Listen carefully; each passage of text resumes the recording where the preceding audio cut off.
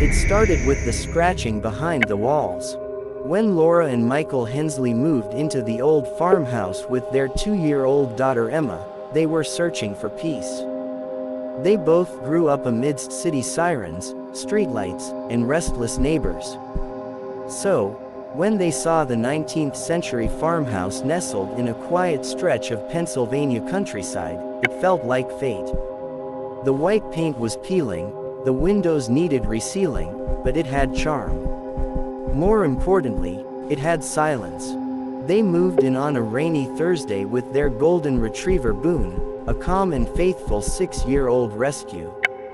He'd been with them through the rough years, the birth of Emma, and Michael's job loss. He was family. From the start, Boone was uneasy. He didn't whimper or bark much, just watched. Watched corners. Watched walls. Watched Emma's bedroom. On the second night, Laura found him sitting in the hallway, body rigid, head turned to the blank stretch of wall next to Emma's door. His tail didn't wag when she approached. He didn't move when she called his name.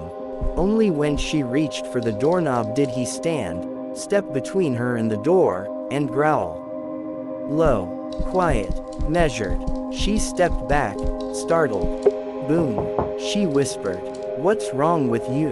His ears perked at her voice, but he kept facing the wall. Inside the room, Emma slept peacefully. Laura assumed it was just the stress of the move. Maybe the new smells, new sounds. But Boone knew something they didn't. The scratching started the following week. Michael was up late reading in the living room.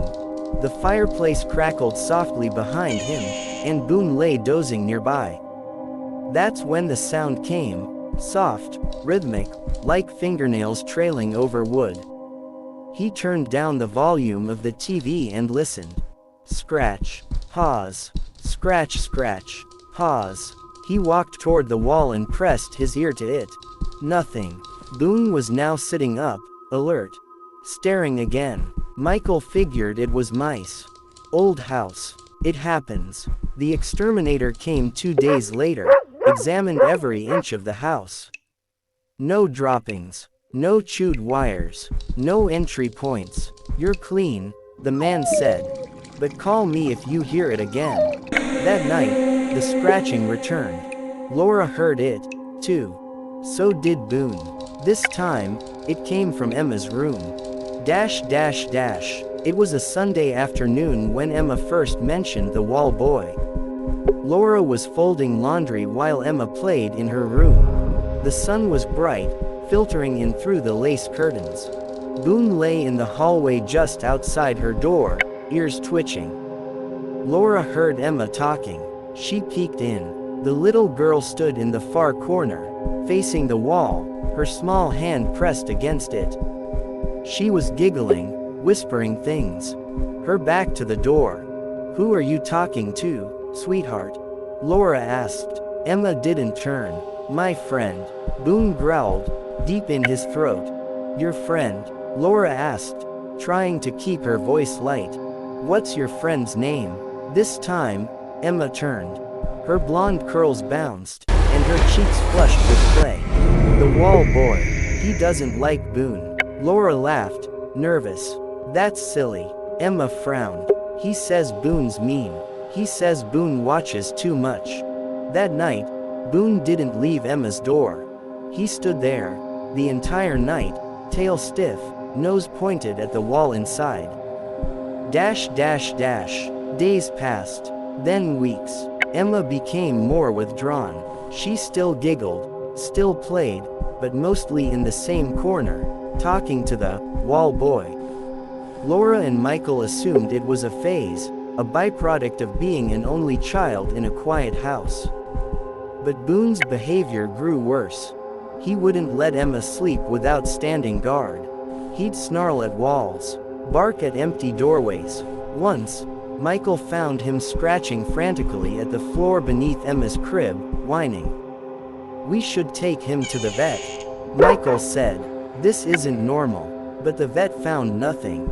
"He's healthy," the vet said. "But dogs do sense things. Stress, change, Fear. Dash dash dash. Then came the night the picture frame shattered. It was nearly 2 a.m. The house was still. Michael and Laura were asleep. Emma, too. Then, crash. They jolted awake. They ran into Emma's room. A framed photo of the family, one that had been hung above Emma's crib, was in pieces on the floor. The glass had shattered, the frame splintered. Emma stood in her crib, wide-eyed, shaking. Boone stood between her and the wall, growling. Behind him, fresh scratches had appeared on the wooden floor. No one had been in the room. No windows open. No wind. Emma spoke softly. The wall boy was mad. He said Boone's in the way. Dash dash dash. Michael finally believed something was wrong. They installed cameras in Emma's room. 3. One facing the crib, one the door, one the corner. The first 2 nights, nothing. Then, on the 3rd night, the camera in the corner glitched. It flickered, then went black, for 20 minutes. When it came back, Boone was inside the room, teeth bared at the corner, barking furiously. Emma was in the crib, sitting up, eyes wide. Not crying, just watching. Laura reviewed the footage dozens of times. There was no explanation, no movement, no light change. But when they looked closely, in the seconds before the camera died, there was a shape. A shadow, brief, thin, almost childlike, standing in the corner. Dash dash dash. They tried everything, cleansing, prayers, even a medium. The woman walked through the house in silence. Boone followed her, low growls never stopping. In Emma's room, she stood in the corner and shivered. There's something old here, she said. Something angry. It's not the girl he wants. It's the dog. Why? Laura asked. Because the dog can see him. The medium didn't stay for tea. She left instructions to move Emma's room and to bless the house. They tried. The next night, Boone scratched the door open and sat beside Emma again. He wouldn't leave. Dash dash dash. Then Emma got sick. High fevers, night terrors, scratches on her arms they couldn't explain. Doctors were baffled. Boone refused to eat. He howled at night, low, mournful sounds. Until one night, he stopped barking and vanished. They searched for hours. The door was locked. No broken windows. No signs of forced entry. Boone was just gone. Emma cried for hours. Then, suddenly, stopped. When Laura asked why, Emma whispered, "He's gone now.